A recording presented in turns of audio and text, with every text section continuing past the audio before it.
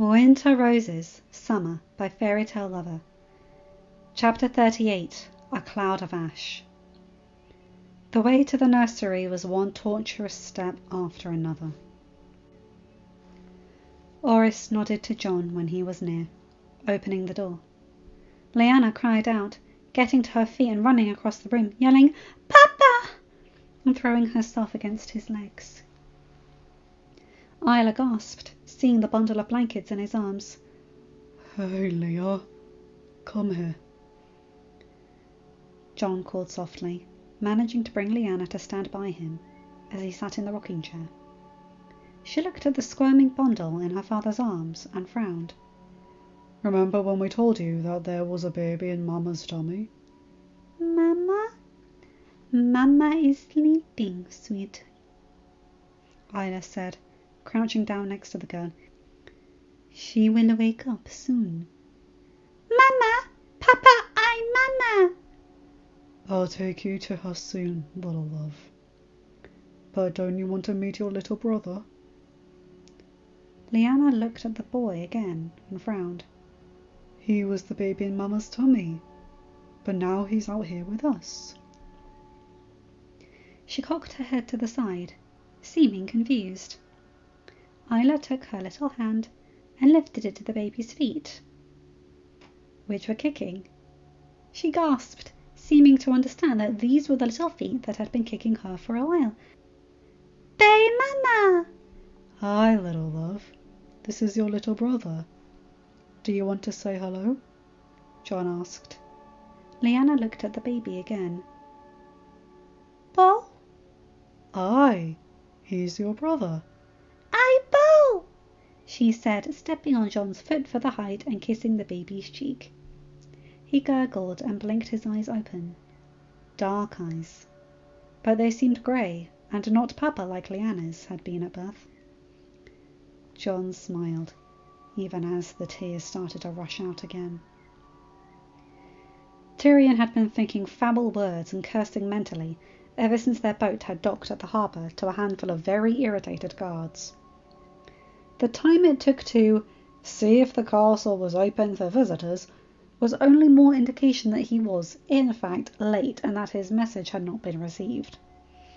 Not that he hadn't expected his father and sister would ground the raven he had sent. "I don't like the look of this," Bronn muttered under his breath, when they saw a group of 10 guards waiting at the lake pier.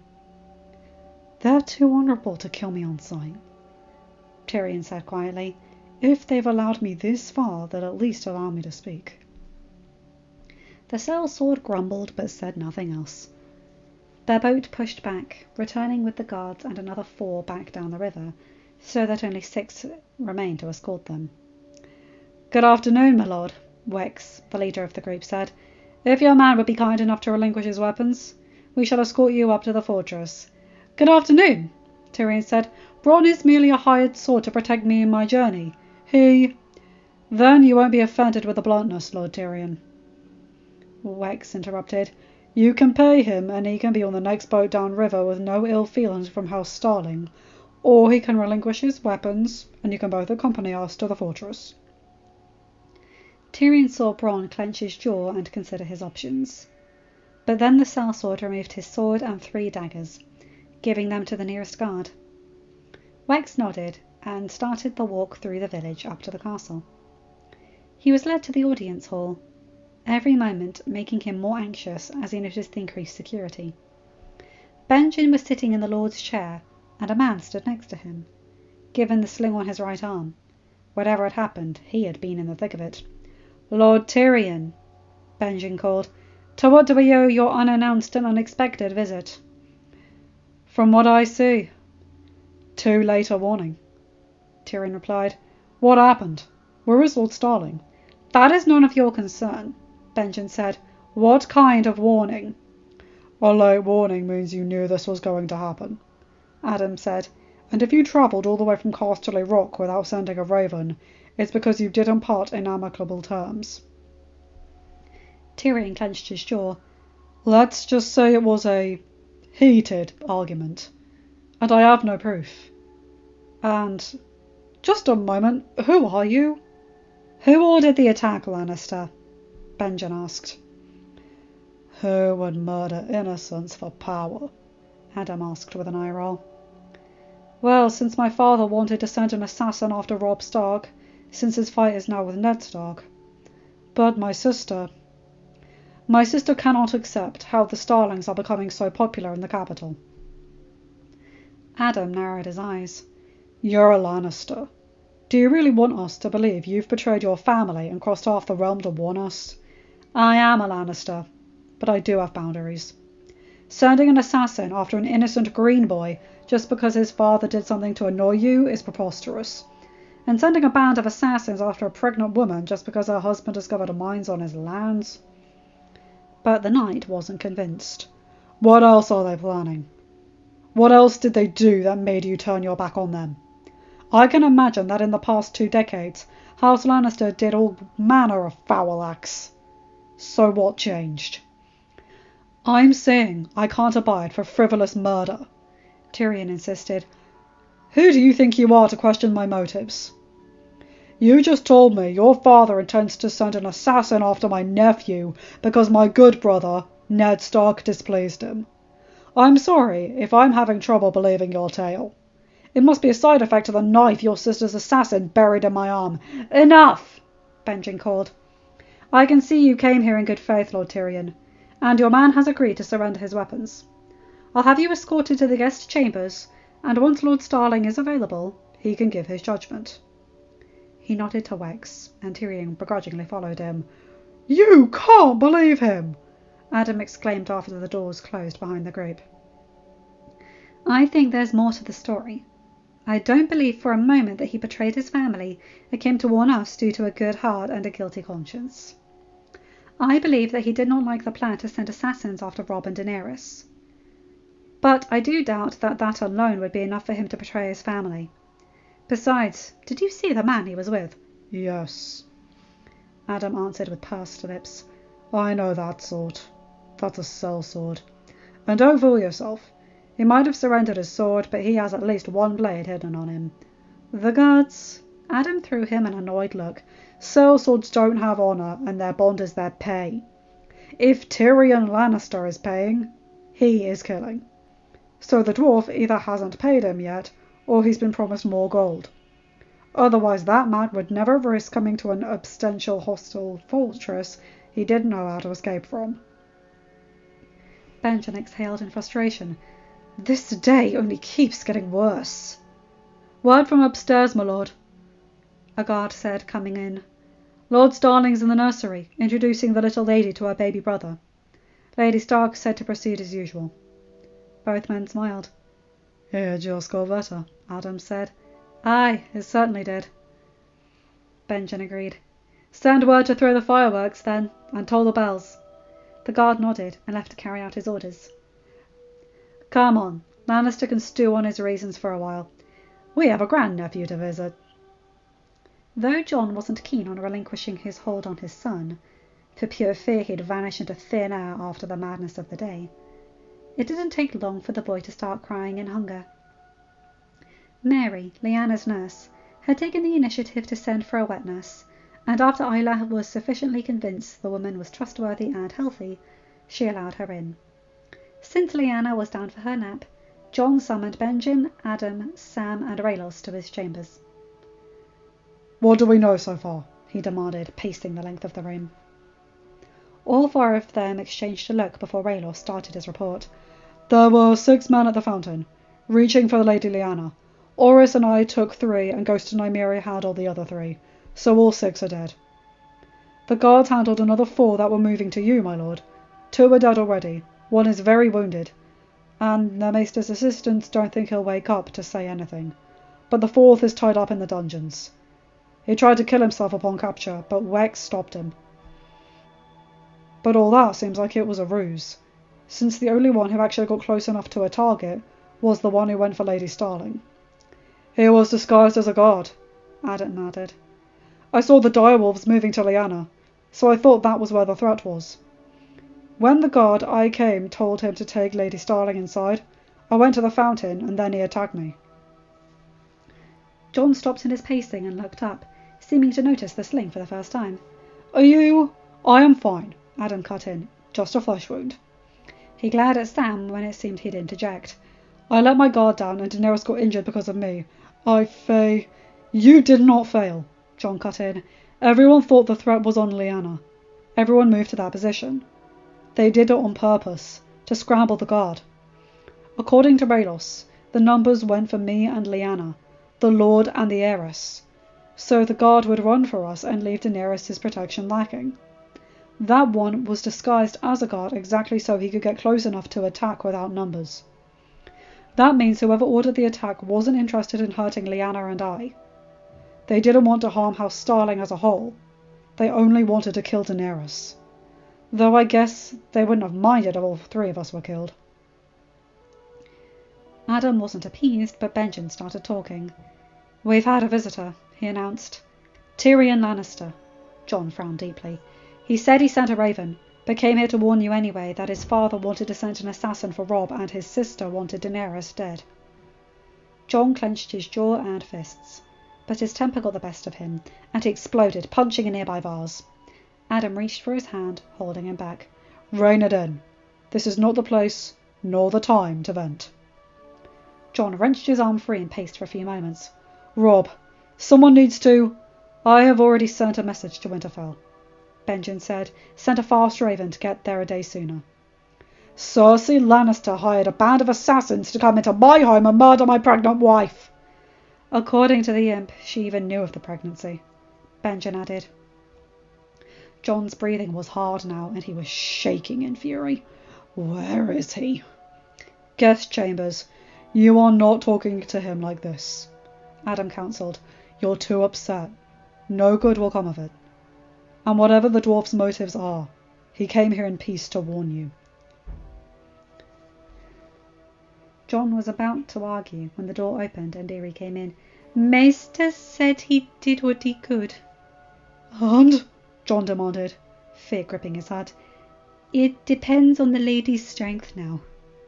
Before anyone could say anything else, the earth grumbled, and when they looked out the window to the darkening sky, they saw fire exploding upward from the top of the volcano.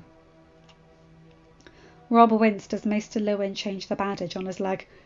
How much longer till that heals? He asked. The Maester smiled. The wound is healing nicely. It was lucky it was but a scratch. Luck and grey wind, Theon said. I doubt the freaking assassin would have imagined you slept with a direwolf at the foot of your bed. Robb chuckled. What about the guards? What did Hallis find? Other than the 3 dead in the family wing, another 2 by the armory, the Maester said. There was a knock on the door, and one of his assistants came in. From the Midnight Fortress, my lord, though it's Lord Benjen's seal. Robb frowned and took it. They got information that someone sent an assassin for me. 5 days too late for that, Theon said. Robb glared at him. A group also tagged them. Jon and Lyanna are fine, but one of the assassins managed to hurt Daenerys. Uncle Benjen says he'll send another raven as soon as they know more, but that he needed to warn me as soon as possible. He finished reading. This is dated 2 days ago. A fast raven, then, Maester Luwin said. Robb punched the table. First Bran is thrown out of the window of a tower, then someone sends an assassin for him. Now assassins come for me, Jon and Dany all at once. It can't be a coincidence. My lord, I caution patience, Maester Luwin said. Lord Stark must be getting your raven about the attack by now, if he hasn't already. We should wait for his word. Fine. Robb clenched his jaw. But please get me parchment and a quill, Maester. I want to write to my brother. Ned frowned as the squire left the room, after delivering the raven scroll. He unrolled it, and his heart skipped a beat. What? Arya asked. Is Robb ill, father? Sansa asked. Girls, Rickon, finish your breakfast. Robb is fine. Everyone in Winterfell is. Ella, we must talk. He held out his hand to help his wife up. She was so heavy with child now the Maester said the baby would come any day. Robb is fine, he said once they were in his thalar. Ella gave him an annoyed look. Stop coddling me, Ned. What is it? He sighed. An assassin tried to kill him in his sleep. Greywind was at the foot of the bed and stopped it. She gasped, but before she could have any further reaction, there was a frantic flurry of wings, and dusk flew into the room. The bird was caked with soot, and as if he'd flown through a fire. Her heart started racing in her chest as the hawk sagged on the table. It looked as if it had flown as fast as he could the entire way. Ned frowned, but she couldn't even care about his confusion. If the hawk had ignored his training to never show up in front of strangers, it must be important. 7 hells! She exclaimed once she had started reading. Adam hadn't bothered to use her invisible ink, or even the encrypted language. What? What is it? A band of assassins attacked the Midnight Fortress. She said, John and Lyanna are fine. So is... Oh, heavens! What? Ned panicked. What about Daenerys? She was injured, but they managed to deliver the baby.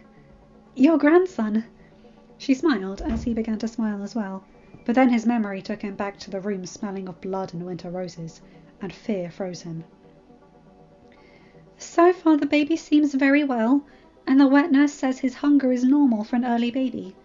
The maester says it's all down to Daenerys' strength now. But... This can't be right. What is it? Tyrion Lannister is there, and the volcano erupted. You did what?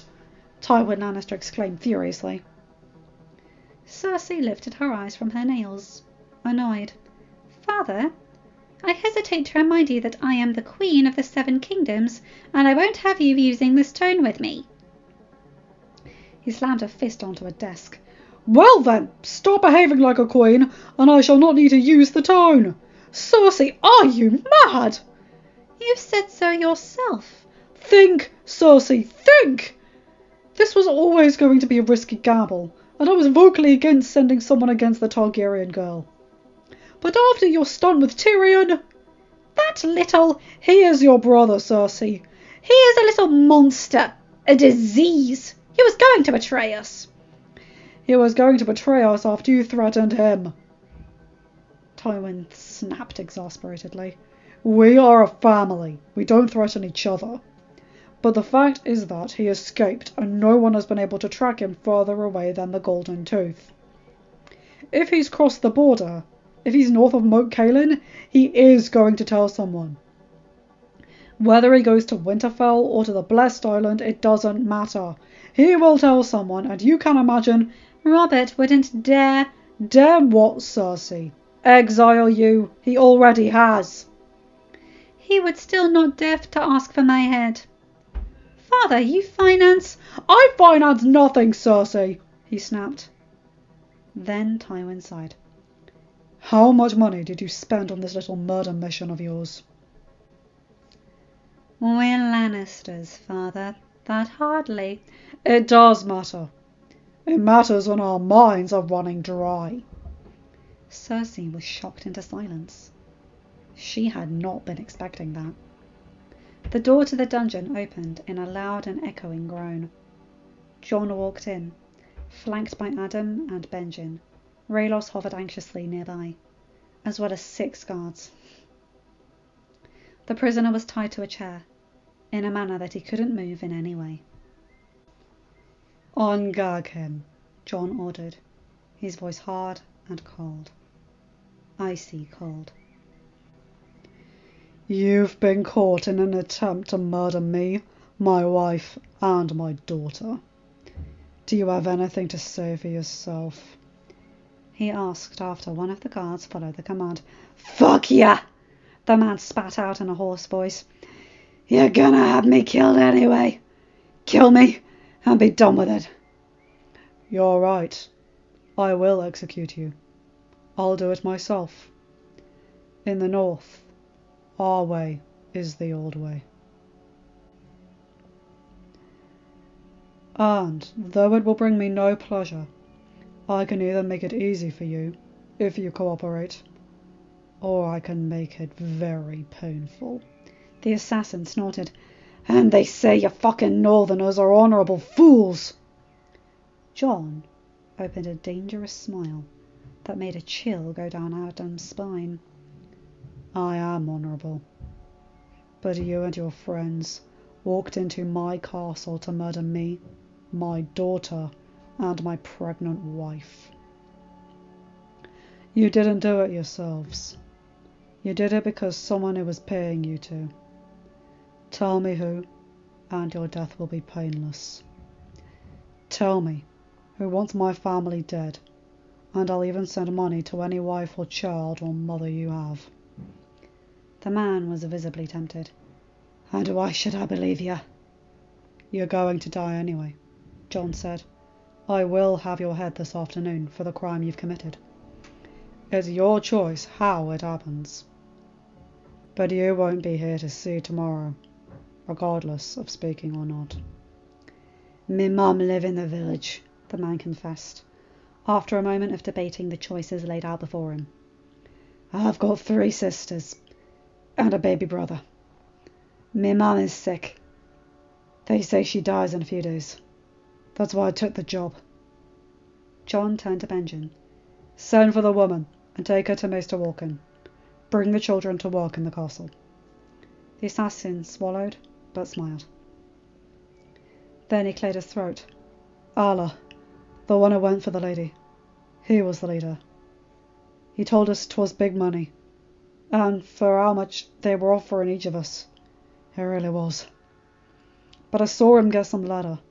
He could read. Do you know how fucking expensive an assassin that can read is? Anyhow, he got some letter, and I can't read, but I saw them sigil. Red Lion from Castle Rock, that one. My father worked in them mines. I know that one.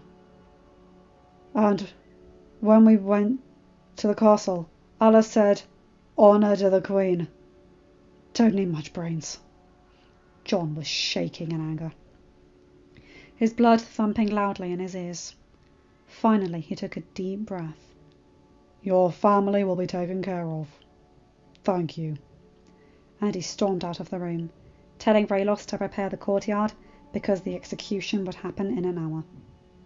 He had already ruined 3 dummies and 1 training sword by the time Adam joined him in the training yard. Fire. That was all that was around her. Fire. Columns of fire erecting from the fire-laden ground and risen into an infinite dark ceiling without end. She was dreaming the dragon dream again, and the dragon was right there with her. Its scales were as black as night, wet and slick with blood. Her blood, Danny sensed. The blood that had gushed out of her ruined shoulder, or the blood she had expelled together with her son. That Danny did not know. But it was hers. She was sure. What she also did know was that the dragon was her friend. Its eyes were pools of molten magma, and when it opened its jaws, the flame came roaring out in a hot jet. She could hear it singing to her. She opened her arms to the fire, embraced it, let it swallow her whole, let it cleanse her and temper her and scour her clean. She could feel her flesh sear and blacken and slab away, could feel her blood boil and turn to steam. Yet there was no pain. She felt strong and new and fierce. John looked outside the window to the still blackened sky. It had been 4 days since the volcano had erupted, and though some lava had melted the icy top and oozed down to the narrow sea, nothing had descended towards the inhabited lands. The sea had bubbled and evaporated, intensifying the salt air tenfold. But the only bad consequence was that the whole southern part of the isle was covered in smoke, and an ash cloud that was expanding eastward towards the Essosi coast. New winds were coming from the north, though, washing the cloud away faster. But the fact was that other than Benjamin's raven to Winterfell, and the message Adam had managed to send south to Ella, they were unreachable through the air. He turned around at the knock and smiled when he saw Adam coming in. "Sam leave you alone yet?" The man snorted. "No. And if you tell him that his smelly pouches are helping a lot, I will be very angry. Anyway, how is Daenerys?" John chuckled. "Just left her taking a nap. She actually wants to go outside." Adam rolled his eyes. Does she even realise that she almost died? According to her, exactly why she needs to live. He rolled his eyes. She's still as weak as a kitten, but can't even take a deep breath without feeling pain. But she can't stand the bed anymore. John took a deep breath. That was the fucking scariest moment of my life. I can only imagine, Adam said, patting his shoulder. I saw how pale she was. She was whiter than snow. But she pulled through. The worst is over. She will make a recovery. I know, John said with a sigh. RileyRoxx said you had some ingenious ideas how to optimize security in the keep. He shrugged. Occupational hazard. The Red Keep might be smaller, but it's a castle just the same. Anyway, letter from your father, he said, raising folded parchment. John frowned. Mr. Wilkins said until the cloud dissipated no more ravens would be able to come through. I'm not telling you how, Adam said with a smile. This is a long-standing, very well-kept secret of House Dane. I'm letting you know of its existence because I trust you won't betray us, and because we're under extreme circumstances. But I'm still not letting you in on the secret. John rolled his eyes, knowing there would be no convincing him otherwise, and took the letter. Dear John, I am bursting with happiness to hear I have a grandson, although my heart is also burdened with the worry about Lady Starling, and yourself, and Lyanna. Has Daenerys recovered?